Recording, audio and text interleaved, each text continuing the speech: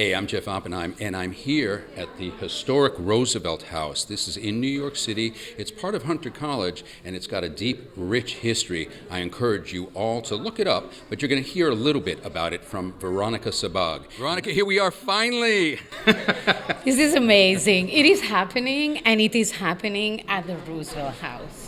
This is really meaningful. This is I think, such a level of opportunity to not only have the film amplify what it does, but to echo a historic element here at the Roosevelt House. Just touch on that, because I don't know if even most New Yorkers know where we are right now. Okay, so absolutely, this is really, first of all, a landmark building. So it is recognized as being part of the history of New York. So only this has its own meaning. But this is the place where Eleanor Roosevelt started her civic and political activities. So Eleanor Roosevelt is this amazing role model for all women in this planet. Oh, a few men, too. Okay, especially for women like me, active in the civic space, that was tasked with the drafting of the Universal Declaration for Human Rights. So this is, an amazing legacy. And for me personally, and for Global Women in Music, I will tell you later, but this is closing a circle. Well, this is so exciting, too, because it represents, well, for me, certainly as a filmmaker working with you, it represents at least a year's worth of work at this point. But for you, really, it started much earlier. When did this start? Oh, this started already in 2017 when I was working at the European Union, and I was active in the field of peace building. So this is how I got to know a lot about war, about these theaters where people, unfortunately, are really suffering a lot. And I wanted to change things. I wanted to change the way we engage with them, and we engage with partners in order to reach peace. So this is my very little and modest contribution to that. Well, it's a significant contribution also to bring the artists together in this manner, to remind us all, too, that what's the percentage we're going to learn in the film of women in professional orchestras, composers represented? What's that percentage? So I will say that the merit of this initiative is twofold. So on the one hand, from a diplomatic point of view, we have introduced a very innovative model of collaboration with the United Nations and CSO, so a civil society organization. But on the other hand, the music industry is watching us very closely because maybe without really aiming at doing that, but we ended up creating the only platform in the world that allows to women composers to showcase their talent. And because nowadays, unfortunately, opportunities are lacking, and we ended up creating this platform together with the UN Orchestra because the percentages are extremely low. 5%, according to statistics from 2021, 5% of the music program in concert halls, 3% of the music from film. That's ridiculous at this point when you think of women represent, to quote a book, half the sky at least. So let's all advance at least equality. Yes, and part of the arts, too, is about sharing, collaborating. I always like to say getting in the sandbox and playing. So there's really no excuse for it. We really should be opening up that dialogue. And you're challenging all of us, aren't you?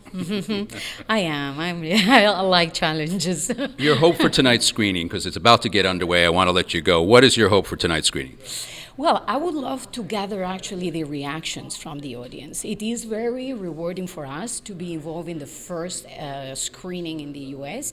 I remind you that it was a screen on the sides of the Cannes Film Festival, but... Wait, you underplayed that just a little bit. It was screened where? A little bit, at the Cannes Film Festival, on the sides, not the official competition. All right, still. Yes.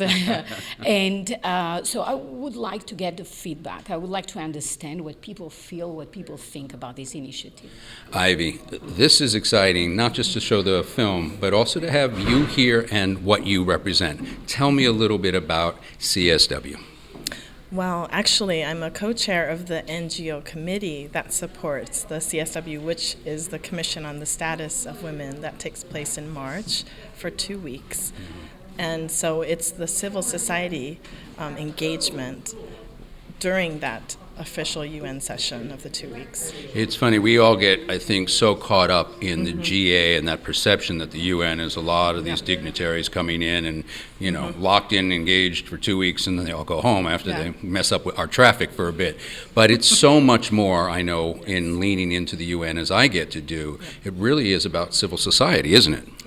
Absolutely, and there's a lot of advocacy work that happens. We say the UN consists of three major, I don't know if it's stakeholders, but you have the UN system, you have the member states or governments, and then you have civil society. And we're the ones who hold government's feet to the fire, and definitely the feminist and women's movement is very alive and, active all over the world, and it's actually the second largest convening at the United Nations after the September General Assembly. This is the second largest, so it's hugely a highlight, and it's not just because civil society's there, but governments bring huge delegations. So everyone gets excited when it's around, this time of year. We just want that the level of,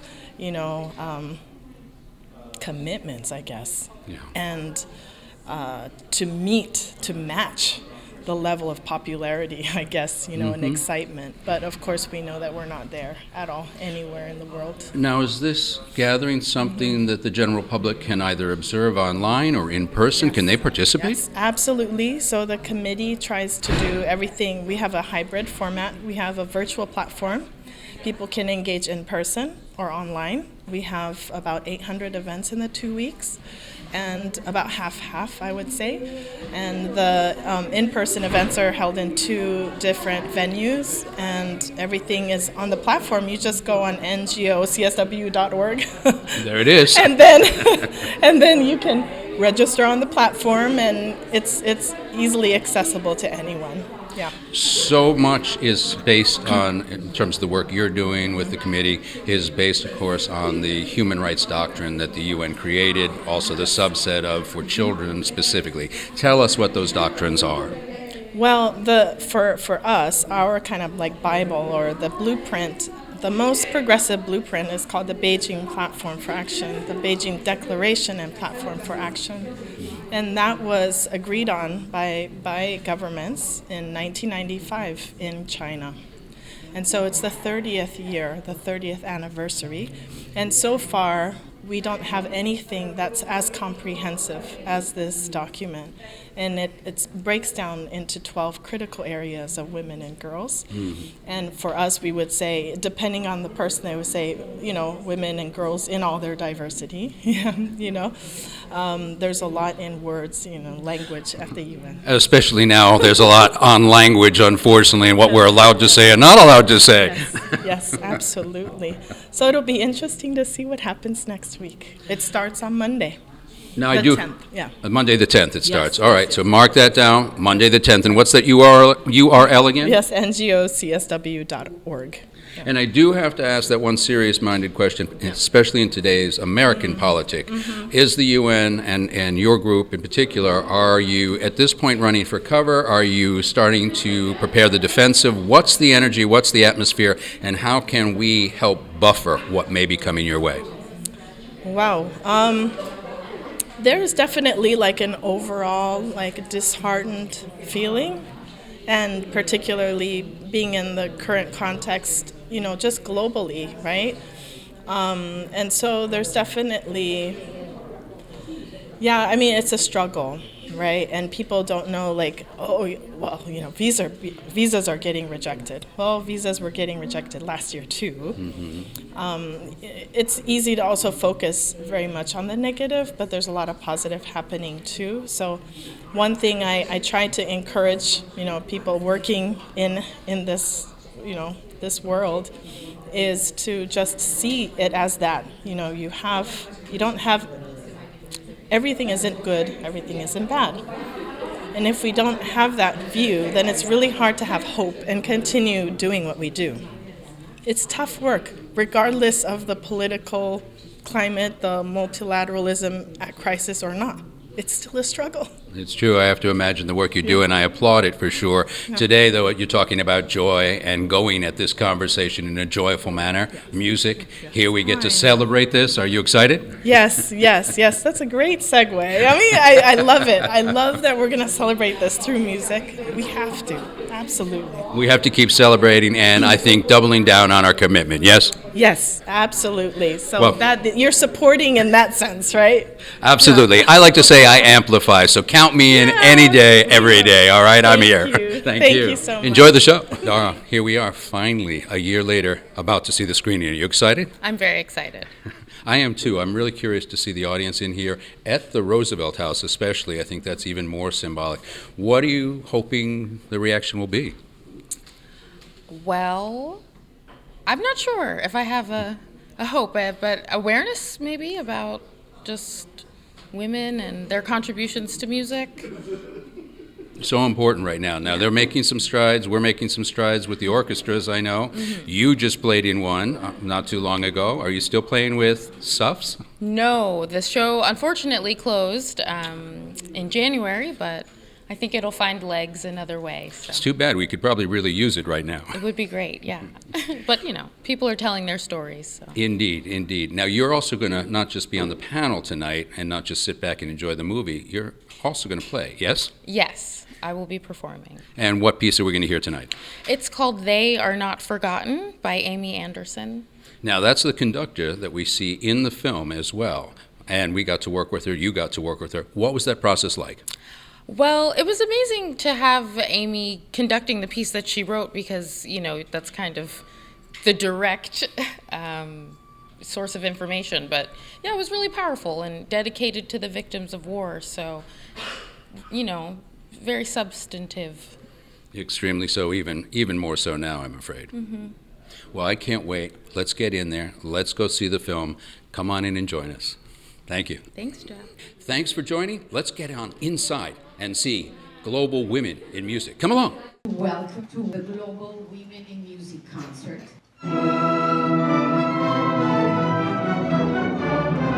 Performing only music by women composers. It reminds concertgoers there are other extraordinarily talented composers who happen to be women who have been forgotten and ignored in history. It's not only female composers underrepresented in concert halls, only 5% come from women.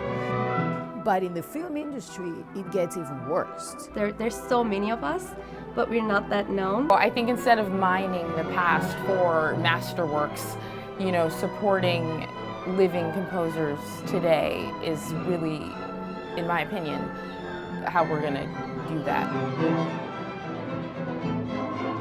The right to make art is a human right, and the right for women to make art is a human right, and needs to be celebrated. With other women and to share this and do this hands in hand. Women working with women, when they're helping each other, when they're upholding each other, lifting each other up in that way, there is some kind of extra magical power that gets to happen. So if we made it, I think others can make it as well.